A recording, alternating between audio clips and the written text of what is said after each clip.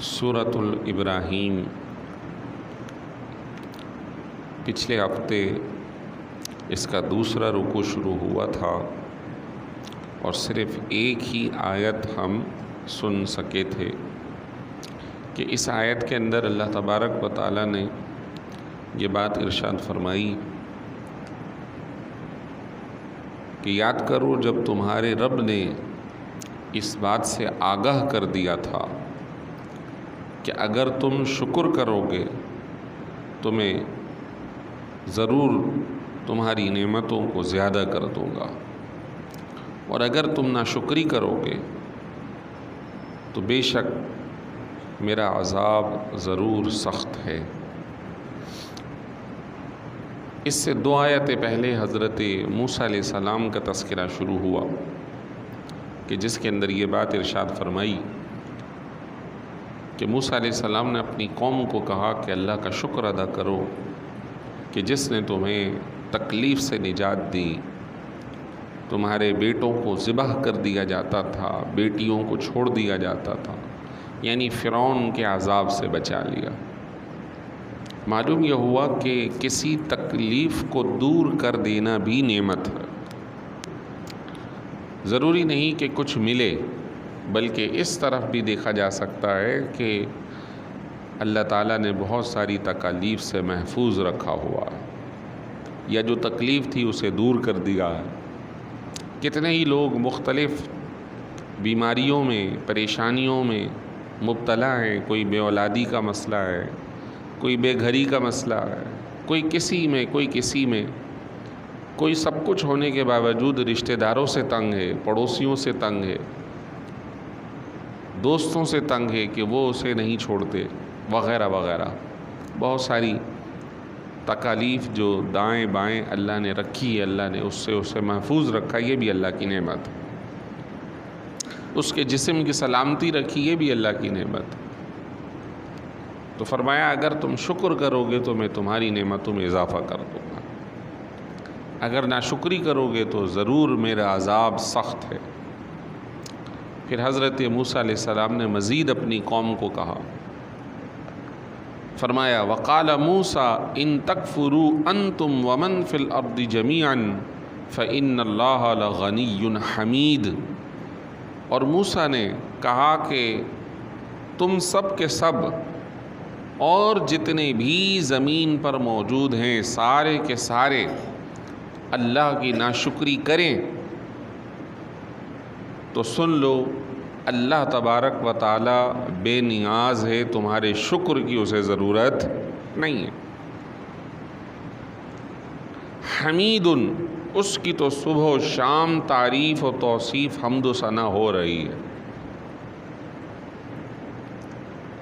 حضرت نوح علیہ السلام نے ایک رات پوری عبادت کر کے اللہ کی بارگاہ میں عرض کی کہ مولا کوئی ہے کہ جس نے مجھ سے بڑھ کر پوری رات تیری حمد و ثنا کی ہو؟ وہی آئی، ہاں مینڈک نے تم سے زیادہ تسبیح پڑھی ہے۔ اللہ کی ہر مخلوق تعریف و توصیف میں مبتلا، مصروف ہے۔ ہماری چند عبادتیں، ریاضتیں، تسبیحات، اس سے اللہ تبارک و تعالیٰ کی ذات والا صفات میں کوئی اضافہ یا کمی نہیں ہے۔ وہ ہمیشہ سے عزتوں مرتبوں والا ہے اور بے نیاز۔ اس کی تعریف، حمد و ثنا ہر آن ہر لمحے ہو رہی ہے۔ یہ پتے حمد و ثنا کر رہے ہیں، سمندر میں مچھلیاں حمد و ثنا کر رہی ہیں، ذرات حمد و ثنا کر رہے ہیں۔ فرمایا وَإِن مِّن شَيْءٍ إِلَّا يُسَبِّحُ بِحَمْدِهِ، جو کچھ بھی موجود ہے اشیاء میں وہ سارے کے سارے اللہ کی حمد و ثنا کرتے ہیں۔ غافل کون ہیں؟ ہم ہیں، انسان اور جنات، یہ دو مخلوق غفلت پہ پڑی۔ فرشتے بھی حمد و ثنا میں مصروف ہیں۔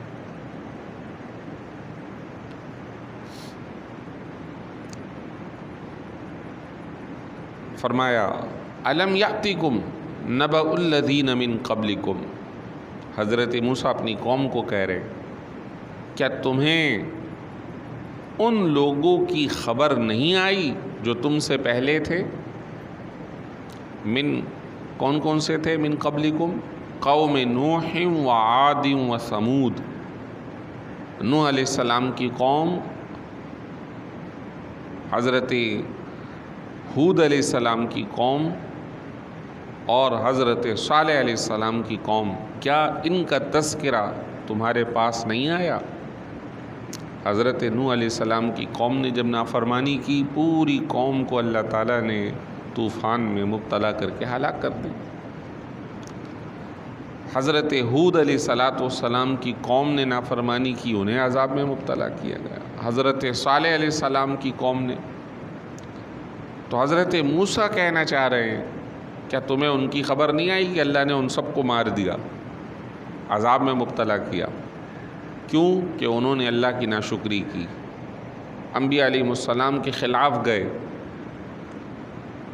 اب یہ آیت کیونکہ قرآن میں ہے تو اب ہمارے لیے حضرت موسیٰ علیہ السلام کی قوم میں بھی رکھا گیا سبق کہ وہ تو تھے ہی تھے، لیکن موسیٰ علیہ السلام کی قوم جن کو حضرت موسیٰ نے خود کہا تھا انہوں نے بھی نہیں مانا، اللہ نے انہیں بھی مبتلا کیا۔ کیسے؟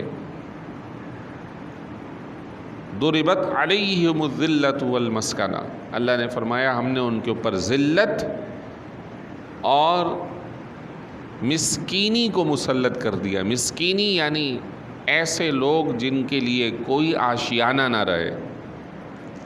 عرصے تک یہ جو یہودی قوم ہے وہ در بدر رہی، عرصے تک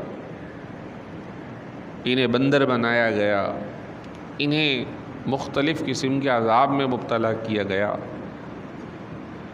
حضرت موسیٰ علیہ السلام اپنی قوم کو کہہ رہے ہیں کیا تمہیں ان کی خبر نہیں آئی؟ والذین من بعدہم، اور ان کی خبر نہیں آئی جو حضرت صالح کے بعد آئے تھے۔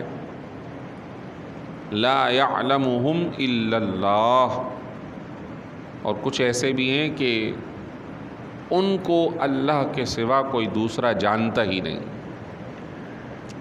اس آیت کے اندر بڑا اہم مسئلہ تفسیر کے اندر علماء نے لکھا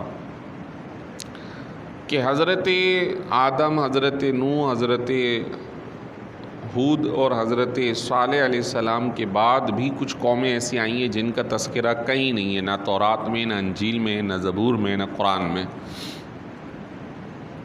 ان انبیاء علیہ السلام کا تذکرہ نہیں ہے، اجمال ہے، بس آئے ہیں، کون ہیں، کیا ہیں، کون سی قومیں تھی نہیں معلوم، اللہ کے سوا انہیں کوئی نہیں جانتا۔ اب یہاں سے مسئلہ نکلتا ہے کہ کسی بھی شخص کا اپنا خاندانی نسب یوں بیان کرنا کہ وہ حضرت آدم تک پہنچ جائے، یہ بیان کرنا ہو نہیں سکتا صحیح، کیونکہ اللہ تعالیٰ نے فرمایا کچھ قومیں ایسی آئی ہیں اللہ کے سوا انہیں کوئی نہیں جانتا۔ بعض لوگ نبی رحمت صلی اللہ علیہ وسلم کا شجرہ بیان کرتے ہیں اور شجرہ بیان کرتے کرتے حضرت آدم تک پہنچا دیتے ہیں، تو علماء نے کہا کہ یہ کرنا درست نہیں ہے۔ جہاں تک سرکار نے خود فرمایا یا صحیح حدیث میں آیا ہے وہاں تک آپ لے کے جا سکتے ہیں، اور وہ ہے آپ صلی اللہ علیہ وسلم نے اپنا شجرہ بتایا اور فرمایا کہ عدنان، یہ ایک نام بتایا، یہاں سے چلیں محمد بن عبداللہ بن عبد المطلب بن قصی بن کلاب بن مرہ، اس طرح یہ سلسلہ چلا۔ عدنان 33 آباء و اجداد کے نام آتے ہیں۔ اس کے بعد فرمایا کہ عدنان حضرت ابراہیم کے خاندان میں سے تھے، بس۔ تو بہت سارے لوگ وہ سلسلہ یوں چلاتے ہیں، چلاتے چلاتے حضرت آدم تک پہنچا دیتے ہیں، اللہ تعالیٰ فرما رہا ہے انہیں کوئی نہیں جانتا۔ تو یہ جو درمیان کا ملا ہوا سلسلہ یا شجرہ بیان کیا جاتا ہے یہ درست نہیں۔ تو 33 آباء و اجداد تک تذکرہ فرمایا ہے حضرت عدنان، اور پھر فرمایا حضرت عدنان حضرت ابراہیم کی اولاد سے۔ حضرت موسیٰ کہہ رہے ہیں کہ وہ قوم ایسی بھی آئی ہیں کہ جن کو اللہ کے سوا کوئی نہیں جانتا۔ یہ تو حضور کے بارے میں. اب کوئی بندہ اپنا شروع کر دے. بہت سارے لوگ نعوذ باللہ مذاقاً حضرت آدم علیہ الصلاۃ والسلام تک اپنا سلسلہ بنا رہے ہوتے، تو یہ درست نہیں ہے. اگر نعوذ باللہ انبیاء علیہ السلام کی بے ادبی شامل ہو جائے تو کفر ہو جائے گا. فرمایا جاءتہم رسلہم بالبینات، حضرت موسیٰ اپنی قوم سے کہہ رہے ہیں کہ ان کے پاس ان کے رسول آئے. فردوا ایدیہم فی افواہہم، تو ان لوگوں نے اپنے ہاتھوں کو انبیاء کے منہ پر رکھ دیا. یعنی انبیاء علیہ السلام جب انہیں تبلیغ فرماتے، حق بات بتاتے، تو وہ انہیں بولنے نہیں دیتے اور اپنے ہاتھوں سے ان کے منہ کو بند کر دیتے تھے. آپ کچھ نہ بولیں، ہمیں تبلیغ نہ کریں، ہمیں صحیح بات نہ بتائیں. وقالوا انا کفرنا بما ارسلتم به، اور کہا کہ ہم اس کا انکار کرتے ہیں جس کے ساتھ آپ کو بھیجا گیا ہے. جو پیغام آپ لے کر آئے ہم اس کا انکار کرتے ہیں، ہم نہیں مانتے. آپ اپنی تبلیغ بند کریں. وَإِنَّا لَفِي شَكٍّ مِّمَّا تَدْعُونَنَا إِلَيْهِ مُرِيبٍ، اور ہم شدید قسم کے شک میں مبتلا ہیں اس بات میں جس کی طرف آپ دعوت دے رہے ہیں. سارے انبیاء نے ایک ہی دعوت دی ہے، اللہ کی توحید کی، آخرت کی. وہ لوگ مرنے کے بعد اٹھنے میں شک میں تھے، وہ لوگ اللہ کے ایک ہونے میں شک میں تھے، اللہ کے وجود میں ہی شک میں تھے. بہت سارے ایسے ہیں آج بھی اس زمانے کے اندر جہاں اسلام تیزی سے پھیل رہا ہے، دوسرے مذاہب بھی موجود ہیں، ایک سلسلہ اور بڑی تیزی سے بڑھ رہا ہے اور وہ ہے لا مذہبیت، جسے الحاد اور بے دینی کہا جاتا ہے. جو لوگ مسلمانوں میں بھی ہیں، عیسائیوں میں بھی ہیں، یہودیوں میں بھی ہیں، ایک جماعت ایسی پیدا ہو رہی ہے جو بظاہر اپنے آپ کو مذہب سے جوڑتی بھی ہے، لیکن دوسری طرف وہ مذہب سے بیزار بھی نظر آتی ہے، بالکل بیزار. یعنی جس کو کہتے ہیں ہم مادر پدر آزاد، بس جو ہم چاہیں وہ کریں. الامان والحفیظ. رسولوں نے جب انہیں تبلیغ کی، حضرت موسیٰ کہہ رہے ہیں علیہ السلام، تو ان لوگوں نے ان کے منہ پر ہاتھ رکھ دیا کہ آپ ہمیں نہ بتائیں. قالت رسلہم افی اللہ شک فاطر السماوات والارض، ان کے رسولوں نے انہیں کہا کیا تم اللہ میں شک کر رہے ہو، اللہ کی ذات پر شک کر رہے ہو؟ اللہ تو وہ ہے جس نے زمین و آسمان کو بنایا. اگر تم اللہ کو نہیں مانتے تو پھر یہ زمین و آسمان کے بارے میں بتاؤ کہ یہ کس نے بنایا، یہ خلق کس نے کی. یعنی انبیاء علیہ السلام نے بھی جو انہیں تبلیغ فرمائی، جو انہیں دلیل یا ریفرنس دیا ہے، وہ کائنات سے دیا.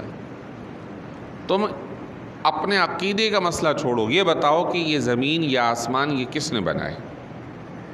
لازم بات ہے یہ کائنات جو وجود میں موجود ہے، ایک شے بغیر بنانے والے سے نہیں بنتی، تو اتنی بڑی زمین اور آسمان کس نے بنا دیا؟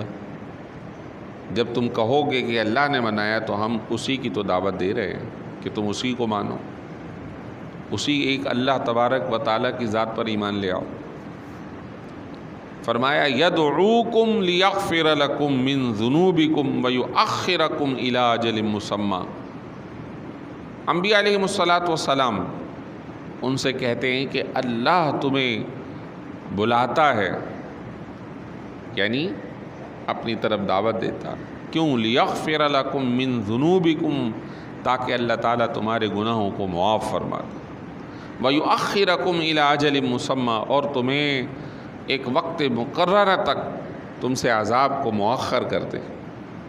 یہاں پہ ایک مسئلہ بیان کیا جاتا ہے، اور وہ یہ ہے کہ اگر کوئی بھی کافر شخص ایمان لے آتا ہے، اگرچہ اس کی زندگی میں کتنے ہی گناہ ہوں، کتنی ہی نافرمانیاں ہوں، ایک ایمان لانا اتنی بڑی نیکی ہوگی کہ اس کے سارے پچھلے گناہوں کو معاف کر دیا جائے گا. احادیث طیبہ بھی ہے. ایک صحابی آئے حضور کی بارگاہ میں، اور یہ وہ ہیں کہ جنہوں نے حالت کفر میں حضرت سیدنا امیر حمزہ رضی اللہ تعالیٰ عنہ کو شہید کیا تھا، ان کا نام ہے وحشی بن حرب، صحابی رسول ہیں اب تو، حضرت وحشی رضی اللہ عنہ جب حضور کے پاس آئے تو آپ نے انہیں دعوت دی کہ اسلام قبول کر لو. انہوں نے ہاتھ بڑھایا آگے بیعت کرنے کے لیے، پھر ہاتھ کھینچ لیا. کیا ہوا وحشی؟ کہا میری شرط ہے. کیا شرط ہے؟ کہ میں ایمان لاؤں گا تو جو میری پچھلی زندگی کے معاملات ہیں اس کا کیا ہوگا؟ اگر وہ ختم ہوتے ہیں تو. آپ نے فرمایا کیا تم نے سنا نہیں کہ اسلام پچھلے تمام گناہوں کی معافی اور کفارہ ہے اس کا؟ انہوں نے پھر کہا کہ یہ تو پچھلا ہو گیا، مجھے ایک اور خیال آ رہا ہے کہ آئندہ زندگی میں اگر مجھ سے گناہ ہو جاتے ہیں پھر کیا ہوگا؟ پھر تو میری وہی پکڑ ہو جائے گی. تو اللہ تعالیٰ نے ایک حکم نازل کیا، قُلْ يَا عِبَادِيَ الَّذِينَ أَسْرَفُوا عَلَىٰ أَنفُسِهِمْ لَا تَقْنَطُوا مِن رَحْمَةِ اللَّهِ إِنَّ اللَّهَ يَغْفِرُ الذُّنُوبَ جَمِيعًا. اے حبیب کہہ دیجئے، اے میرے بندو جو اپنے آپ پہ ظلم کر لیتے ہیں، گناہ کر لیتے ہیں، اللہ تعالیٰ تمہارے گناہوں کو معاف فرما دے گا.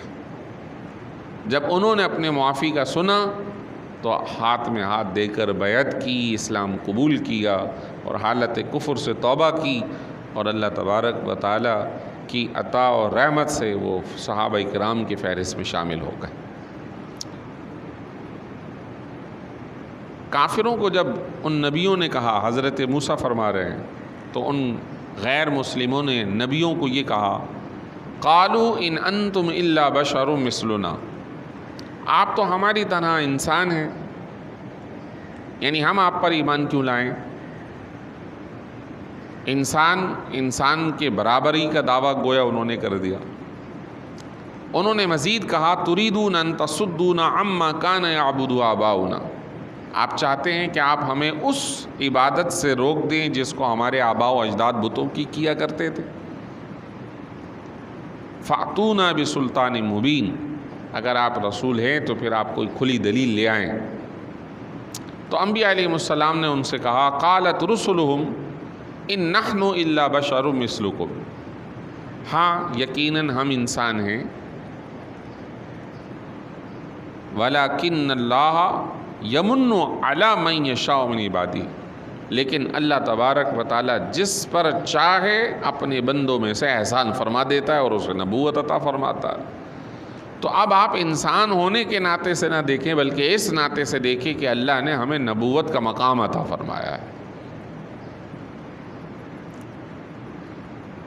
وَمَا كَانَ لَنَا أَن نَأْتِيَكُمْ بِسُلْطَانٍ إِلَّا بِإِذْنِ اللَّهِ، انبیاء علیہ السلام نے ان سے کہا کہ ہمارے لیے یہ درست نہیں کہ ہم کوئی دلیل خود لے آئیں، ہاں جو بھی دلیل آئے گی اللہ کی اجازت اور حکم سے آئے گی. وَعَلَى اللَّهِ فَلْيَتَوَكَّلِ الْمُؤْمِنُونَ، اور اللہ ہی پر مومنوں کو بھروسہ کرنا چاہیے. یہاں پر یہ بات کہ انبیاء علیہ السلام از خود نہیں کرتے، جو کچھ کرتے ہیں اللہ کی طرف سے کرتے ہیں، یہی تو عبدیت اور اللہ کے خالق ہونے کا اظہار ہے، اور یہی ان کا مقام ہے کہ وہ مقام بندگی میں اللہ تعالیٰ نے انہیں یہ مقام عطا فرمایا کہ ان کے ہاتھ سے معجزات کا ظہور ہوتا ہے. وہ خدا نہیں ہیں، ہاں خدا کے بندے ہیں اور رسول ہیں. لیکن کافر اپنی طرح کہا کرتے تھے، نبیوں نے منع فرمایا کہ ہم انسان تو ہیں لیکن ہم پر اللہ نے احسان فرمایا، ہمیں نبوت عطا فرمائی ہے.